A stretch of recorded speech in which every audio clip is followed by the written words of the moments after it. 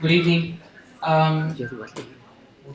This talk is about our lessons and experiences that we have at Index on building distributed RocksDB. A little bit about myself. That's like the coolest picture I can find of myself. So that's me, Ashwanth. I'm a principal engineer at Index.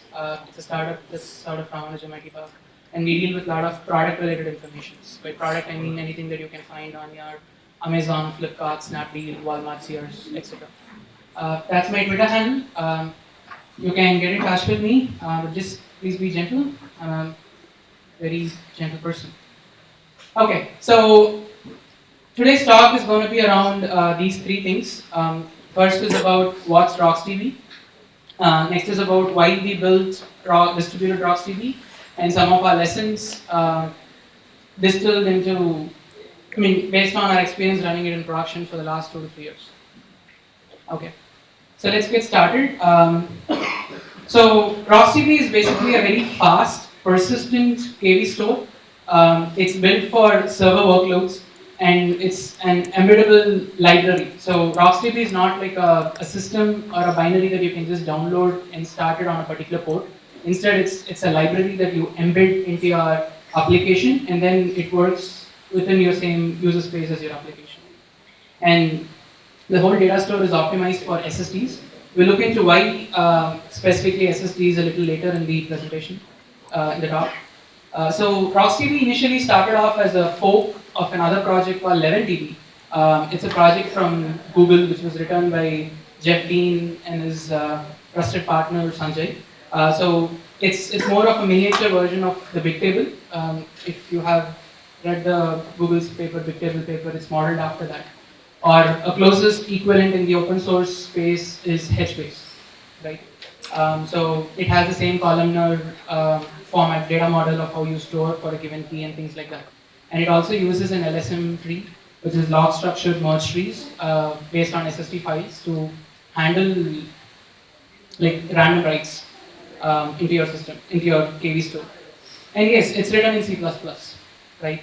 So that's introductions about RocksDB. So on the right, what you see is a very simple C++ snippet. It's sort of screenshot from the official documentation. So as you can see, once you have a DB pointer, you can just do a db.open and then do a db put and db get. Right? It's as simple as that. There isn't any complicated logic. There isn't no network. None of those things come into play because it's an embedded library. It just offloads the call to the underlying store and then gets and receives data. And these guys also have a C binding or a C API on top of their C++ code. So because of that, you have bindings in other languages like Golang, Python, and they also support Java as a first-class project. So they have a project within their official repo called RocksJava, which helps you, which provides the JMI wrappers for the underlying RocksDB that you can use in your JVM projects. So, at this point, most of you would have been thinking, okay, it's an embedded library. It's supposed to be an embedded DB, very similar to the likes of H2 or Apache Derby if you have used them. And why would somebody build a distributed system or a distributed database out of something that's an embedded system, right? Before we get into that, or what sort of motivated us to choose RocksDB as a store, I want to sort of spend a small little time explaining or walking you guys through data system paradigms. So these are things that I knew intuitively, but never knew they actually had names. If you guys, maybe some of you are already familiar with it, let's go with them. So we're going to look into data systems using a simple example as how do you do summation of numbers, right? Okay, consider that as your, say, any of your RDBMS database, MySQL, Postgres. And all these dots that you see are like, say, rows in a particular table. Let's say if you want to find sum of all numbers, like you have a table and a column, you want to find sum of all the values in a column, you could issue a query like this, like a select call from table. The DB is going to give you all the results, like screen all the rows that match the given SQL criteria, and then in the services or in your application or you as an individual is going to run your business logic of how do you do sum, right? Basically do the big sigma of all the numbers and then arrive at the result of what you actually wanted to get. Now, any sane person who has worked or was attentive in their DBMS class in college would know this is not the right way to do summation in SQL, right? Which takes us to the next attempt of how do you do summation of numbers. You basically do a sum of call and then run the same query. Now, sum is an aggregation function or an aggregate function as part of the ANSI SQL that executes or does a summation on the entire set of values on the DB side. So your DB is going to run your function, that's the summing function, and then it's going to compute a result, and which is then streamed back to you as an answer. So your entire query would return you back a single record which contains a single value, that's the total sum, right? So the whole learning out of these two examples can be sort of summarized as this, right? They are called as data shipping paradigms and function shipping paradigms. So the first example that we saw, we do a select call from a table, and then you get the data, where you ship your data from your data store or your database to your business service or your application, where you run your business logic, and then arrive at a result. Right? This is what we've been doing, I don't know, when I first got introduced to computers or started writing web applications. This is typically what I'm used to. And over the time, people realized data started getting bigger and bigger and bigger. It's very hard to start stream all those data back into your application to do the process. And because A, network is not cheap, B, you're going to spend a lot of time just transferring data over the wire rather than actually serving the request to your actual users. So people started realizing, instead of shipping data, which is very large, can I start shipping functions, right? So the next example that we saw of select sum of column is one of the simplest examples I can think of to explain a function shipping paradigm, where you take the function and then you push it to your system or your store where your data lies, and then you run your aggregations on top of that or whatever function it's supposed to do, and then you just stream back the results, because it's much cheaper to send your code over the wire rather than sending the data over the wire the other way around, right? So far, are you guys all with me? Awesome. So we can sort of, which also brings us to the next question, right? So yeah, historically we've been shipping data back and forth, but why would anybody want to ship functions? It's not intuitive, it's not something that we are used to.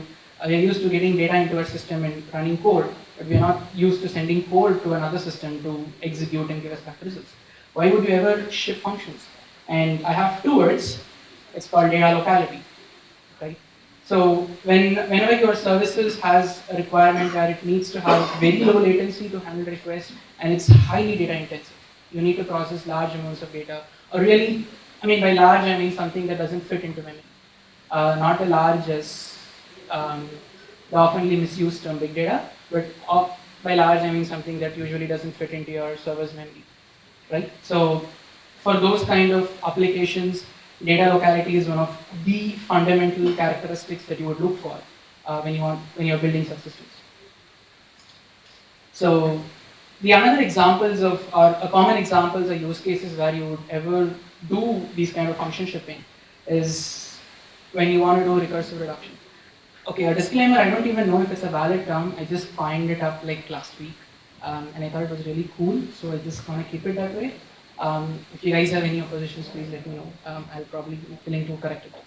So another simple way of saying that is basically when you want to do aggregations in a distributed systems. Is there any math people here with a lot of math background? Okay, I'm happy. So there was one person at our office and he said, you know what, mathematically the right name for this operation is associative folding. If you guys are used to fold operations in say Scala or Haskell, if you're into functional programming, and where you sort of fold is basically you're doing reduction, and one of the properties when you want to do reductions on a distributed system is your associativity, because the way in which you would combine results could be in any order, right? So to him it's mathematically associative folding is the right term, but I thought recursive reduction is cool, so let's stick with that. Okay, so what recursive reduction is, you run the same function shipping query, right? The same example that we took. But instead of a single DB, imagine you have a bunch of DBs, or imagine them as partitions or shards, like whatever name you're comfortable with. each of them having a set of data on their own, which they're serving. And when you run this whole query, each of them is going to perform your sum operations, right? So there'll be some kind of a master or someone who's going to fan out requests to all your shards or all your partitions. They could be on the same machine in a different process, or they could be on a different machines where you will talk over the wire. And all of them are going to do your execute your function, compute a total value. Like each of them will have individual values. Your master or your coordinator, some guy who's going to get all the data or who's responsible for handling the request is going to do another sum. Like individually guys did sum, then he's going to do a recursive sum of all the sums. So it's like a sum of sums. That's the total answer that you want, and he's going to give you that as a result. Right? So from your services or a user perspective, there isn't any change. It's the same thing as function shipping paradigm. You send the functions over the wire, but on the server side, you can choose to implement it in any ways, execute them as a distributed system, serially, parallelly, however you're comfortable. So some of the examples is sum, multiplication, these kind of operations, or any plus or product operations can be sort of done in this way. The other examples is top k elements, right? And you generally define top as a function to some kind of a sorting function. It's always some kind of a sorting function where you order the elements and then pick a top k elements out of it. So a top k can be optimized as each of these guys performing top k individually, and then you do a top k of all the topics, which is highly efficient rather than streaming all the data from all the partitions to a single guy and then him doing a top k on top of that. The next one is if you want to do, say, a sharded graph database or something, and you want to find what is a link reach. Link reach is one of the common use cases people do on Twitter graph, and if you have heard of the system called Storm, it was built to solve this exact use case by Nathan Mars when he was at Backtech. So it sort of says when I tweet a link, how many people could have possibly seen that link? And for every person who retweets it, and you're going to go into his graph, and then you're going to find unique intersections of all of them. So those kind of operations can also be done as aggregates. So NetDSL basically what it means is a function, as long as it's associative, you can sort of distribute them. And optionally, it also has to be commutative based on your system's promise. If your system's partition logic says the order in which the function has to be applied, and the same the same ordering is maintained when the results come in, then your function need not be commutative, right? But if it's not, then your function has to be commutative, because when you fan out request, you can get out of order messages. You might have sent the request to 1, 2, 3, 4 servers, but you would probably get third server's response first, followed by second, followed by third, and then finally the one, right? So things like that can happen.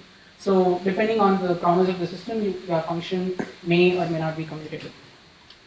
So you guys follow what associative and commutative means, right? Anybody who's not able to follow that? Basic refresher would be nice. Okay, so associative, okay, I'll start with commutative, right? In algebra, you say a plus b is equal to b plus a. That's commutative property. Associative is you have a plus b plus c, where you say a plus b plus c. So you put a plus b within a parenthesis is equal to a plus b plus c. So the order in which you do your addition doesn't really matter. You can do a plus b or b plus a, that's sort of commutative property, which is why you sort of take ordering into account if your function is not commutative, but to match whatever the function does, right? Associative is the partitions individually does the operations, and then you should be able to sort of redo the same operations on the bunch of results from each of them. So that's what associative and commutative property means. Okay. Okay, so that's sort of, this is so far as sort of the context setting of the type of problems or use cases we had at Index to use or build systems, right? So some of the experiences of using RocksDB at Index is we have, okay, so basically we are a DaaS company. So, okay, DaaS is just a fancy way of saying we are data as a service company and we provide data as a service. Earlier, like 5 years back, it was cool to say we are a SaaS company, so things like that. Are you guys finding these jokes as jokes? Or is it more like mockers? Some feedback would be nice. The last joke everybody appreciates. Thank you.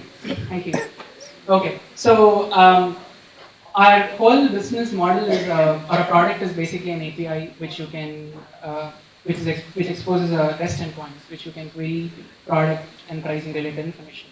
So some of the common problems we had was you need to sort of search hierarchical documents by hierarchy. So instead of like normal set of documents that you would use if you're using, I mean, if you're familiar with systems like Solar, or Lucene, or Elastic indexes, you generally have these documents that you prepare, and these systems manage inverted indexes of these documents, and they provide a REST API to access them.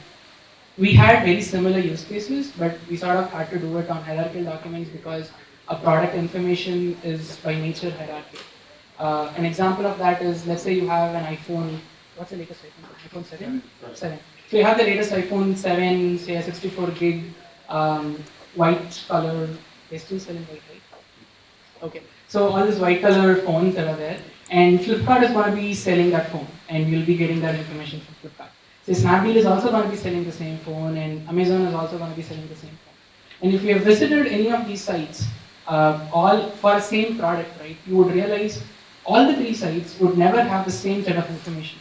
One would have Apple iPhone in the title. One would have just iPhone 7 in the title. Other one would have Apple, like some weird seller like wants to have a really high SEO ranking or whatever, if that's what he thinks. He would have Apple iPhone 7, 64 GB, white color, and all other fancy specs as part of the title. Right? As a system, when you sort of get all this information, your title, like you can't do a simple title string equals match to say all these products are the same.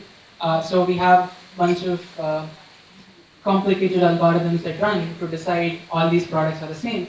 And you have a notion of a product, which is basically Apple iPhone 7, but you have individual offers. One is sold at Amazon, one is sold at Flipkart, one is sold at Snapdeal. And each of these, say, sites like Flipkart and Amazon, where you have marketplaces, you would have multiple sellers selling the same product, like depending on their algorithmic pricing, right? So for us, naturally, our product or our data model is hierarchical in nature. And the way you generally do that in Solar is by using dynamic fields. And when we sort of scaled it to more than, I don't know, 3 or 4 million records, it started showing its true nature, and it was then scaling well. And we were running these on really beefy boxes on Amazon with 10 such instances, and it basically had all the shards in memory, and it still couldn't give you the required QPS that we wanted, right? And we also had cases where you want to do facets, where these are the bunch of queries that match, and then you want to do counts or a group by if you're in SQL. Group bys are what we call as facets in Solar and all these systems. The other one was we had a lot of prices that we have collected over like 4.5 years. It's been 4.5 years since we started. So all these prices, people sometimes wanted the entire price history for a set of products. Now, like that's more than 1 billion price points across all the products. Okay, I mean put together, sorry, all the products. And none of the systems, we evaluated a lot of open source systems, we evaluated a bunch of proprietary systems to see if we can partner with somebody. None of those systems were giving us the required QPS. It was like basically we wanted to do a self-join within like a table which had 1 billion rows, and we wanted the response time to be in like milliseconds. All the vendors said this is a hypothetical scenario and it doesn't even exist. And we had the exact same scenario in our use case where we had to join a table with itself to find list of all the records, grouped by individual days over like whatever price history range you wanted, and then serve them back to the API. So we ended up building a system which was one of our first distributed system, which held all this data in memory. We gave them enough beefy boxes, all this data was basically in memory, and any queries would just do a full scan of the entire memory space and then give us back results.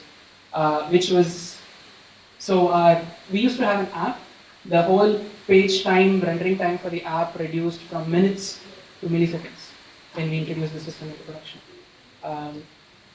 And that was one of the aha moments for us. And we realized when sometimes you want to push, so you have all these fancy practices, right? Like CI, CD, I want to make change, I want to change to go in, it should not have any downtime and it should still serve the customers, all this availability comes into picture.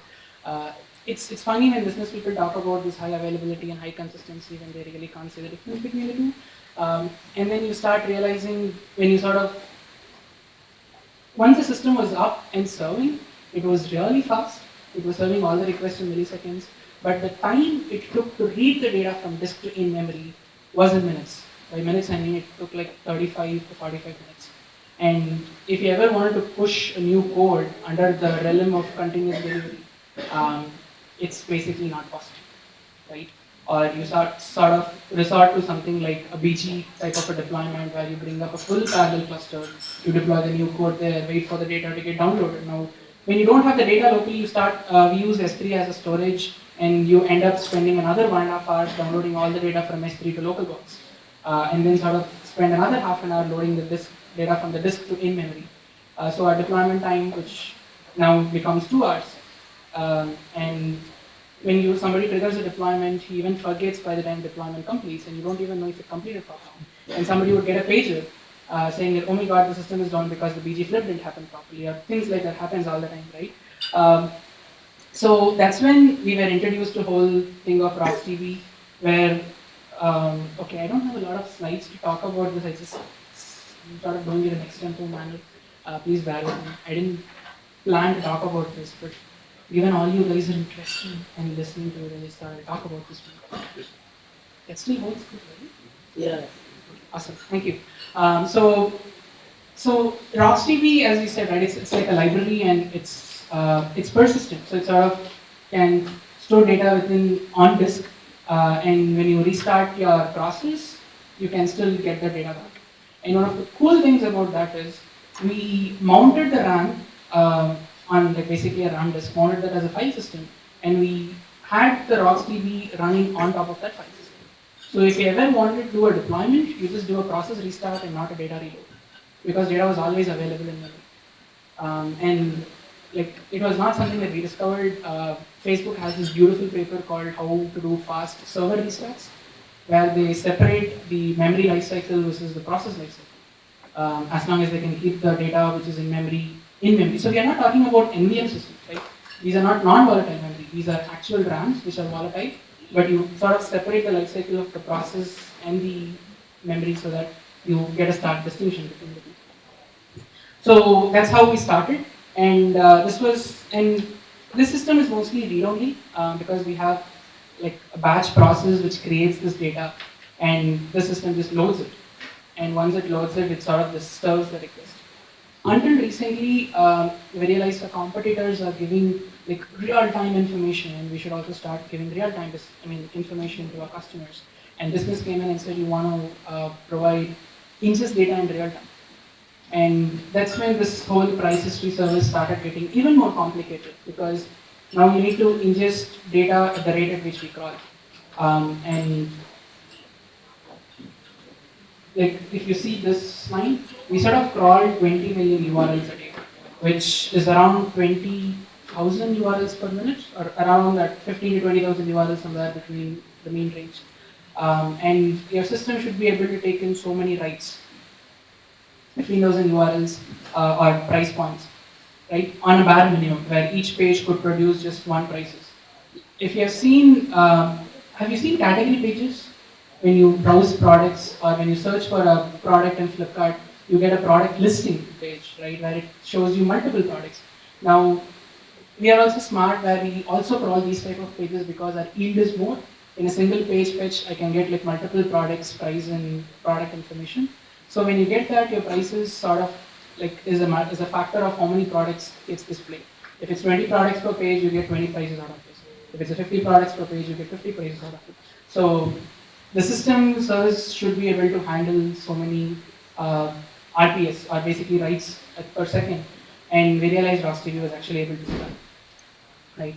So these are the top two are the other two examples. So we have a stack system, where we basically send monoids.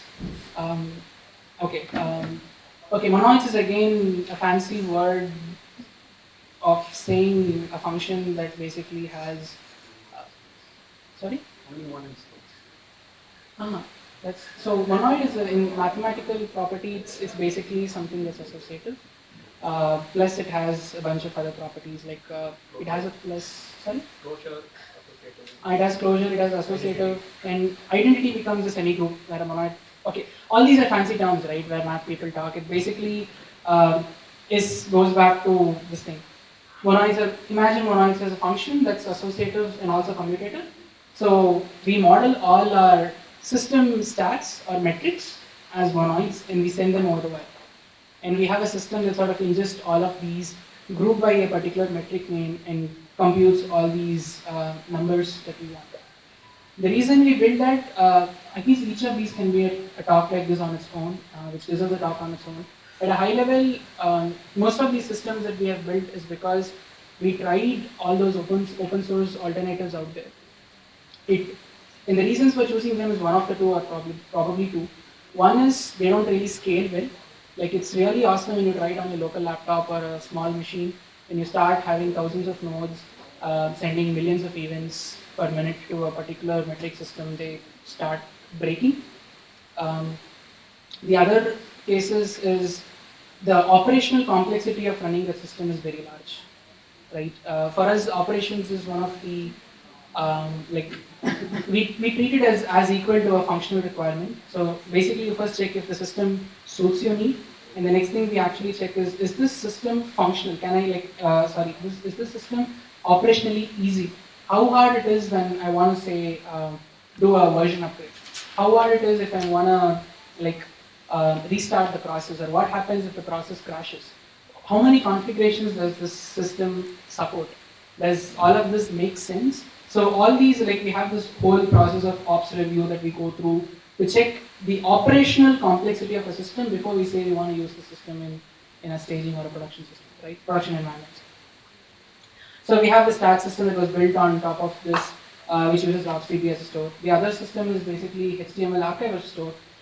So I told you about the crawling that we do. We crawl a bunch of quite a bit of URLs every day, and we want that data to be stored and available as an index, right? This HTML archive system is very similar to Wayback Machine, if you guys have heard about it. There is this web.archive.org where you can just hit any URL that you want. It will give you historical view of how this URL looked like in say 91. In 92, I guess they have data from 90s. So you can try doing it for google.com and you'll start seeing data from 96 and 97 of how the Google homepage transformed over the years, right? Things like that happen. And we wanted to have a very similar use case for the data that we crawl, so that if something wrong happens in the parser, you have an ability to go reparse the same content without having to fetch them again. Next is, if you ever want to debug, like what went wrong, what was the page like at that point in time when I crawled it, the system sort of gives you a pointed lookup access to that. Next one is basically the scheduler, which powers a crawler. So it sort of has totally 3 billion plus URLs, and for every request the crawler makes, it needs to decide what are the next 20 URLs that I need to crawl, right? It uses, I don't know, 8 to 9 different feedbacks from various downstream systems and a bunch of cool data structures, like kinetic heaps, to figure out what's the next set of URLs it needs to crawl and then sends them back as a response, right? How am I doing on time? Yeah, 20 minutes. Okay, awesome. Okay, so Sushi is, I think I recently gave a talk about this like last weekend at a Docker Golang meetup. So far, our learnings on how to build a distributed systems and what are the components that went into making these systems, we realized all of them had a similar pattern to it. Like from a architectural side, every system sort of needed some kind of a transport. Like you need some transport where you can send queries or send requests, get back responses and things like that. Because you're talking now a distributed system, you need some kind of a way to maintain a membership. Like who are all the nodes in my cluster? Who are all the nodes that constitute the system, right? You need some kind of a membership system or a protocol in place. Next one is the routing strategy, right? how do I route requests? Like, how do I know who in my entire set of nodes can process my request? Sometimes certain kinds of requests for aggregates you would generally do a fan out. For say the other cases where I told you were the HTML archive store, where you don't have to do any aggregations, but you just want to do a lookup. In that case, you need to know which shard actually has the data that you want to, right? So you also need some kind of a routing strategy in place. Now that is during the reads. Now you will use the same routing strategy when you do writes, because without that you can't manage replication for your system. And a distributed system without replication is basically something you running a production system, storing all the data only in memory. And cases where I said it takes 30 minutes to restart your whole application, right? It's like that. So you need to have some kind of a basic availability, a type of architecture in your system so that it can handle one or two node being going down at any point. The other one is all these guys used some kind of a store to store the actual data. And the other one is, I mean, on the top is where you actually write your business logic of what the system is supposed to do. If it's a price history store, how do you sort of find the prices? How do you know which shards have the prices? We use a bunch of Bloom filters to figure out to filter all the partitions that doesn't have and pick on read only those that has it and things like that, right? So apart from this, which is very system specific, these things are common to any distributed system we built. And we realized we can sort of extract these as a library on its own so that we can reuse it everywhere. And Suchi is one such attempt in doing so, right? Hopefully I'll send another proposal for a Geek Night. If selected, I'll probably do a talk next month or a month after that on a lot of things goes behind building this library and what are some of the design choices we have made and things like that. So that's the GitHub link. If you guys are interested, go check it out. It's currently written only for Java or JVM. It's written mostly in Scala. In which case you can also use Clojure to write your business logic or Java to write your business logic in whatever JVM language you prefer. Okay. Well, here comes the important part of the talk. So some of the ops lessons that we have learned while running, I mean, any library or a system or anything, right? One of the things that I constantly feel or seen people ignore or discount when they take architectural decisions or tool choices is the operational complexity of running the system. It's very easy to say I want to like throw a Hadoop cluster on top of this and then run, but very few people can actually set up a proper Hadoop cluster that runs on a multi-node setup, right? If you have used a system like Hadoop, you will understand what I'm saying. And it's not just about setting it up, it's also making sure you have proper monitoring in place, you have proper alerting in place, you need to make sure all your configurations are optimal to give the best performance you want. There are too many variables and how to say, a lot of considerations you have to make, which generally gets discounted. Right? You say, you know what, we can just hire a Hadoop expert to get it done. Because what we don't realize also there is the Hadoop expert probably knows the Hadoop well, but he doesn't know how your interaction with Hadoop goes well. And things, if you don't know how to use that library properly, the operational complexity can be a nightmare. And I mean, on the research side, if you want, one of the best papers to understand this is a paper from Google called Chubby, which is basically a Zookeeper or a Paxos implementation. The equivalent in open source is Zookeeper. So they have a Paxos implementation available as a service at Google. And that paper beautifully explains how they did not anticipate how the developers will use their system. They realized there was a need to build a system. They went ahead and built it. So engineering problems they solved. But after that they realized people started using that for storing data which is not supposed to be stored. You generally store metadata information in a system like a Zookeeper or Chubby, but people started storing actual data that they want in Chubby. And in the process they realized they ended up doing code reviews for all the systems that started having integrations with Chubby. So that's like a really brilliant paper. You should check for operations. Okay, I did not intend to talk so much with this slide, but it's okay, let's get started. One of the first things about any LSM tree databases is compaction. So all these LSM trees, what they assume is you only do appends in your system. You don't do random writes, unlike say your additional storing something in memory, or you're writing on RDBMS, right?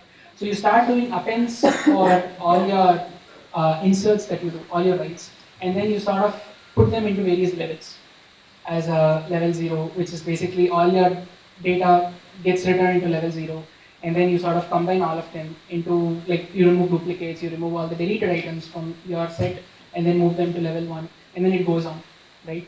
Hence the name LevelDB came into picture, because it's a LSM based data store that gave you leveled compactions. So RocksDB also has the same thing. Now, this is where it comes into picture, right? So when you do compaction, there are three things that generally come into play. One is your read amplification, I mean, basically two things: write and space amplification factors. Um, okay, so I'll basically walk you through what these three are. So, read amplification, what it means is when you want to read a data item, say for a key, you want to read a value.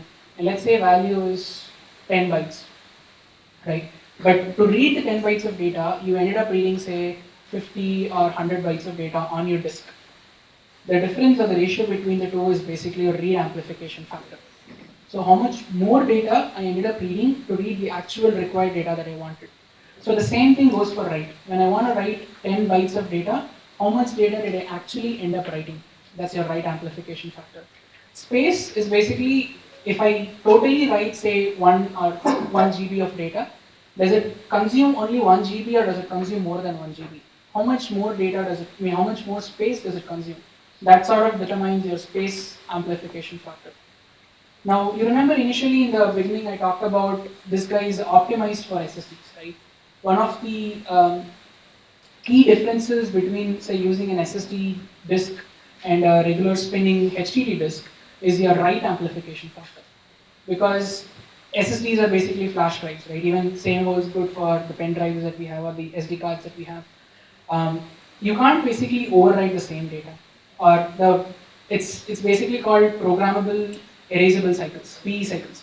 So every flash drive has a limited set of PE cycles.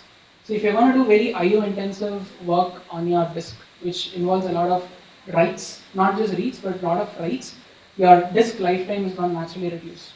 The more the writes you make, the lesser the lifespan of the disk is, right? So RocksDB was specifically built for these flash drives because you can fine tune, like there are close to 40 different parameters that you can tune in RocksDB, and most of them sort of revolves around these three. If you want, are you okay to compromise your read performance for taking in writes? Sometimes you would make the trade-off because your system is a write-heavy system. The same thing when you have enough disk space, it's okay to have sort of double the time of data on the disk for some period of time until a compaction happens. So all this process of compiling multiple files into a single file, removing the duplicates, removing the deletes that you do, they are also sometimes called as tombstones if you're used to HBase. So removing the tombstones, removing duplicate elements, or merging these duplicate elements, all these happen as part of compaction, and they move the SSD files from one level to the other. So there is this link which talks a lot about the tuning guide. It's basically the official tuning guide from RocksDB on how you can tune a lot of parameters and what are the effect of changing some of these parameters and what kind of results can you expect out of your system. Right? The next important thing when you talk about data is the backup and restores. Right? Like if you don't have backups and restoring data, you're basically running blind, like you're driving blind on a highway. RocksDB supports incremental backups. So it sort of maintains a checksum of all the SSD files that is taken in your backup location. It can like move only incremental SSD files to that. So it supports incremental backups. And we realized we can store all these SSD files in S3, which seems to be like really performant, and it sort of serves well for us. And S3 is also our like master data store where we store all our actual raw data as well.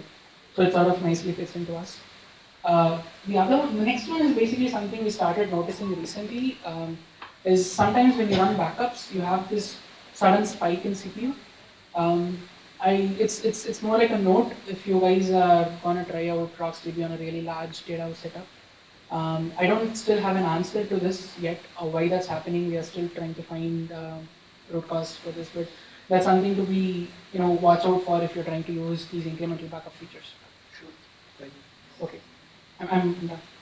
So last thing, restore generally happens outside of the app's lifecycle. Because this is a library, as I said, it's not a system or a store. Um, a particular RocksDB folder has a PID level locking. So if a particular process is alive and it's accessing that DB folder, no other processor can generally handle that. And whenever we want to do a restore, we generally run it outside the application and then just start the application as if all the data is there. So we also open source an ops CLI called Rocks. It's available on that link. You can check it out. It's written in Golang and it supports compaction, backup, restores as first-class commands that you can run as part of your CLI, and it can do all your operation tasks. Okay, so that's it of my talk. So some of the references and image credits in the slides are all available on this GitHub repo. I'll also tweet this. I'll post it up if you can't remember that. And it also has a link to the slide online, so you can check out that as well. So I can now take questions if I have 2 more minutes. It can even be comments.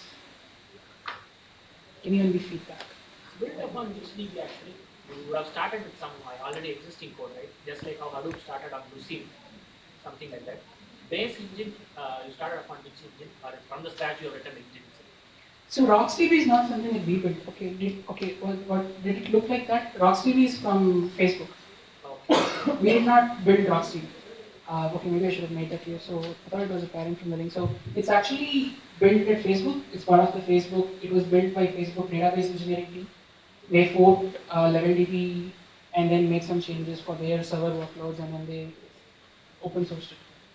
So we just are consumers of that. Our contributions, our work mostly lies on the rest of the stack, on how we use them and the learnings of when to use them, and not the RocksDB itself.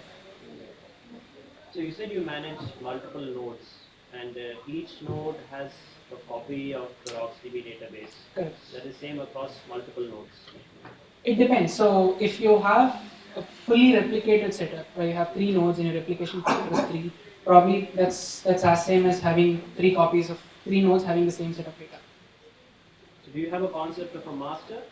We don't. So this guy sort of works very similar to Cassandra, or if you're used to Cassandra. So you can send requests to any node in the cluster. Depending on the routing strategy, he will automatically proxy that request to the right node who can handle that request for you, and then proxy the response back to you. So the general pattern is called handle or forward. So we follow that pattern. Sorry? I was going to ask if you have, are you managing consensus yourself? What are you using for consensus? Consensus comes in different ways, right? So if you want to, it generally comes in when you have a dynamic membership, right? So our initial implementation doesn't have a dynamic membership. We just have a static membership. But we have integrations with Raft and Zookeeper. We basically use a system called Atomics, which is a Raft on JVM. And you can also plug in different kinds of membership protocols if you want, like it is based out of Zookeeper, or if you want to use a gossip-based consensus, you can use any of these. But that is not related to the RocksDB replication? No, it's not. Okay. Yeah, it's not related to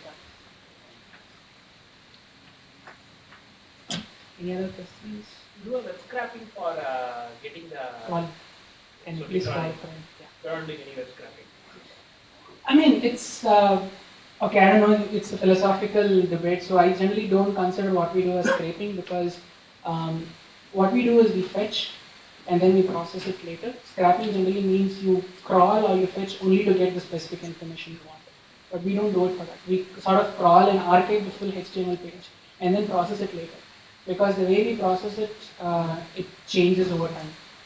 And we sort of want to make sure our systems can handle all these versions when they evolve over time. So we consider them as crawling and set the actual day process of extracting the data as parsing being separate.